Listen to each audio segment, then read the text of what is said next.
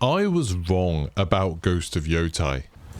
Sony and PlayStation UK were kind enough to send over a code at launch, and I played it and I was super impressed by the opening of the game.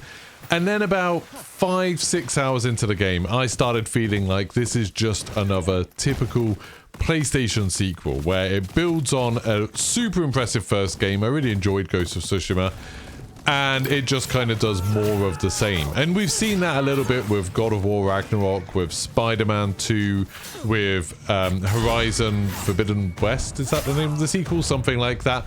All of those games were good sequels to great games, and my main complaint about all of them was that it felt a little bit too familiar. The wow factor from the original game just wasn't there for the sequel, for me at least. And I thought that that was the same for Ghost of Yotei. And now I've played a lot more of it. I'm about 27 hours into the game. I was so wrong about it. And I wanted to make this video just to say, this game could be my game of the year. It's up there with like Clair Obscur Expedition 33 and Kingdom Come Deliverance 2. I think the developers have achieved something that's so remarkable. And I assume a lot of people are probably going to write this game off as, oh, it's just more Ghost of Tsushima. But I genuinely think it's so much more than that. First of all, in this video, I'm going to try not to spoil anything, but I am going to show you gameplay from about 27 hours in. Now, a lot of that time, I've been doing side quests, I've been doing every little thing that I can possibly find on a map, so story-wise, it's nowhere near 27 hours in. I've got no idea how long this game is at all, but I am going to skip out any cutscenes or anything like that and try and avoid anything that's spoilery. But you will see, like, weapons and enemies and locations and stuff like that from the second major area of the game. So if you're super sensitive to spoilers, just take my word for it. This game is absolutely awesome. You should definitely play it if you've got a PlayStation, or get it on PC when it inevitably comes out on PC, because it's great. But for those of you who don't mind some very, very light spoilers, let's get going. So the first thing that I want to talk about is really what I've already mentioned a little bit in that little disclaimer, that I have done every little side quest that I can possibly find in this game. And I don't mean, oh, I've done the major side quests that sort of branch off from the story. I've done everything that I can find. I've been exploring every little part of the map. I've been buying maps from the hubs, which let you explore different parts of the map and sort of like lead you to go find little shrines and stuff like that. And it's not because I necessarily want to get more powerful, although it is nice that nearly everything you do feels rewarding in some way like that. But instead, I just don't want this game to end. I want to see everything the game has to offer. And that's really surprised me, because generally when I play these big open world games, like say Assassin's Creed Shadows, which I'm inevitably going to compare this game to quite a lot during this, I often find that I get super fatigued by doing everything in an open world. You know, I ruin games for myself by trying to do every little thing, putting off the main story for too long, and I just get burnt out on them because they get repetitive. You know, your Far Cry's, your Assassin's Creed, games like that. I often find that I get bored of them before I'm done with the story because I do too much. Ghost of Yotei handles side stuff in such an amazing way. There's tons of it. There's tons of shrines, there's tons of little encounters, there's tons of side quests. But instead of them just being repetitive and you doing the same thing over and over, instead, nearly every one has some kind of twist to it, some kind of story to it, something that's a little bit handcrafted for every single encounter that makes it interesting.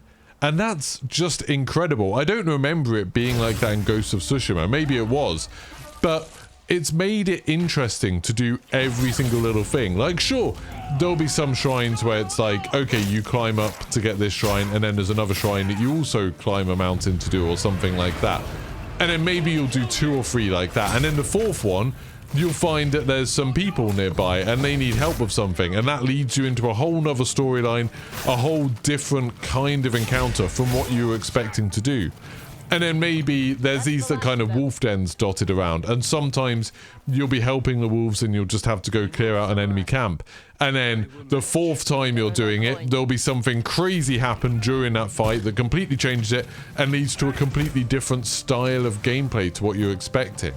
This game is constantly trying to surprise you. I think the developers were very aware of how easy it is to get burnt out on open world games, and so they do a lot to try and subvert your expectations, to try and keep you interested in it. Every story quest leads to something that you don't quite expect. They changed the gameplay up from, okay, now you might be killing just waves of bandits and defending them from something, and then you've got a little stealth section, and then you've got a section where you're just wandering around talking to a character for ages and finding something super interesting from them. There was a bit where I was going to get a new weapon, and that I'll talk about the weapon system in a moment because that's awesome too. But I was going to get a new weapon and I thought, oh, okay, I'm just going to be practicing doing the weapon techniques over and over again and then fighting some enemies using it. But the way I was practicing it was something that I completely didn't expect at all. And I'm not going to spoil it here, but it was something that I didn't expect to be doing. But it really fit with the location, it fit with the characters, and it made it super interesting.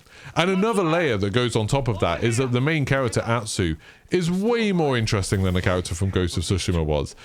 This character is not so concerned about honor and not so concerned about all the things that you normally see in like a samurai game where it's like, oh no, we've got this conflict between being practical and doing the honorable thing. Instead, Atsu only cares about doing the practical thing and is more than willing to be a mercenary, more than willing to do something just for the money. They're not going out of their way to help every little thing that they spot. Sometimes they just decide something's not worth it. Sometimes they respect other people's wishes that they don't need help. And instead, every encounter is kind of slightly more realistic maybe, but also more interesting from a dramatic sense. That the characters feel a bit more fleshed out. Like there's reasons why they're doing the thing they're doing. And sometimes that means you're going to fight them to the death like you'd expect. And a lot of the time it means something completely different happens. And that's really cool. That's super interesting. And then the next layer that builds on all of that is that when you do have combat, and obviously there is a ton of combat in this game, the combat system is really well thought out and something that I haven't really seen in other games. There's different weapons that you learn as you go on. When you start the game, you just have a katana and you fight everyone using the katana, and you'll find that there's some enemies that are kind of annoying to fight when you're using the katana. And as you fight through the game, you slowly learn new weapons. You get given new weapons, you get trained in new weapons, and then those new weapons are specifically good at fighting certain types of enemies. So as an example, when you're fighting enemies that use a spear, you're actually better off fighting them with dual katanas, so using two swords at once. Now, this isn't like a lot of games like the sort of Jedi Survivor games or Assassin's Creed Shadows, where you tend to find a certain type of weapon and you stick with it because you like that type of weapon. Instead, mid-fight, you're switching between weapons depending on the enemies you need to take out. So I'll often find, okay, the spear enemies are kind of annoying, especially in the area that I'm in now, sorry. There's a lot of enemies that kind of use this flamethrower attack. I want to take them out quickly because they're more annoying. So I'll switch to my dual katanas and then take those out, because with the dual katanas I can break their stance much quicker and deal with them much more easily and sort of flow between those enemies. And then once they're down and I've just got the enemies who are using normal katanas, then I switch back to my single katana to fight them, because it's easier to parry them if I've just got a single katana and break their stance that way. And as the game goes on, this gets more and more complicated, where there's more different types of enemies, different types of weapons. You have different weapons to choose from, and you're constantly switching between all of the available weapons to deal with it. There is still some choice involved, like you can choose to use more like gadgety type stuff. You can choose to use bows and things like that. But I've never felt like I've had to specialize in one or sacrifice using one to use the others. It's always been very situational, where at any given time, I'm going to use the best weapon for the job, and that changes second to second, which makes it super interesting. So you've got this system across the entire game, where every quest you go on, every little encounter across the map, you never know quite what to expect. It's always a chance that it's going to surprise you and do something a bit unexpected.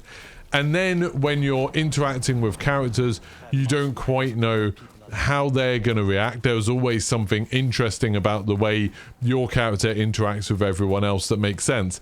And then when you're fighting, you're constantly changing between different fighting styles, changing between different weapons, and every encounter has like different mixes of types of enemies, so that constantly feels fresh as well. And of course, just like in Ghost of Tsushima, you do a lot of one-on-one duels, and those are always really interesting because then it becomes a game of constantly watching for when you have openings to attack and when you can parry, when you need to dodge, and you can even do some cool techniques like disarming enemies and watching out for when they're trying to disarm you and things like that.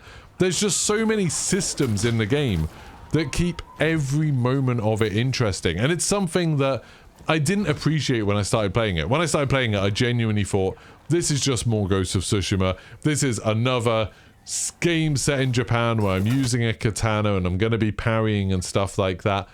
And there's definitely elements to that, but the developers have found ways to make every single step of it interesting. And that's not even touching on the fact that the game is absolutely beautiful. It does a lot of work to remove the HUD when you don't need it, so when you're just wandering around, the HUD will all disappear so you can appreciate the environment. Instead of having an ugly mini-map in a corner, you just follow the wind to your objective, which was in Ghost of Tsushima, and that system still works incredibly well. Points of interest, things going on that you might be interested in, are marked by smoke. So often there'll be a campfire and that'll be sending some smoke up in the air, and that gives you a reason to go over to that environment and then see what's going on, see what you're going to find. And there's loads of little kind of emergent bits of story that happen leading on from that.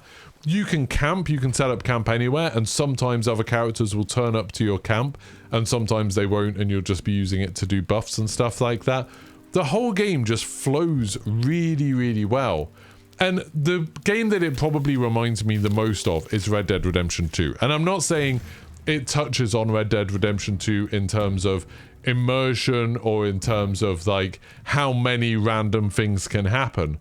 But it definitely gives me that same feeling of this is a lovingly handcrafted world where everything you do feels immersive, everything you do feels interesting, and you never quite know what you're going to get involved in next. And that's a real accomplishment. It's definitely more gamey than Red Dead Redemption 2. There's definitely, you know, elements of the way you do upgrades and stuff like that feels a lot more like a typical open world RPG. But the fact it's even approaching what Red Dead Redemption 2 managed, I think is super impressive. But anyway, I know I'm rambling a little bit, so I'm going to stop the video here. If you've got any questions about the game, let me know in the comments below, and I will do my best to answer them. But I really just wanted to make this video to say, hey, this game is something special. Like, in a year where we've had so many incredible games, this is up there as one of the best of them. And I don't want people to pass it by because they think, oh, it's just another PlayStation sequel, it's just another Ghost of Tsushima. This is really something that is much better than, I would say, a lot of the games, the first party games that PlayStation have released over the last generation or so. And that's, you know, that's impressive. They've released a lot of really incredible games. This is one of the best ones, so it's well worth your time to check out. Anyway, this is Ghost of Yotei. This video is not sponsored, by the way. They did send me a free code for the game, but they didn't ask me to make another video or anything like that. I've just been playing so much of it, and I absolutely love it. I wanted to recommend it. If you enjoyed the video, don't forget to like and subscribe, and I'll see you for the next one. Goodbye.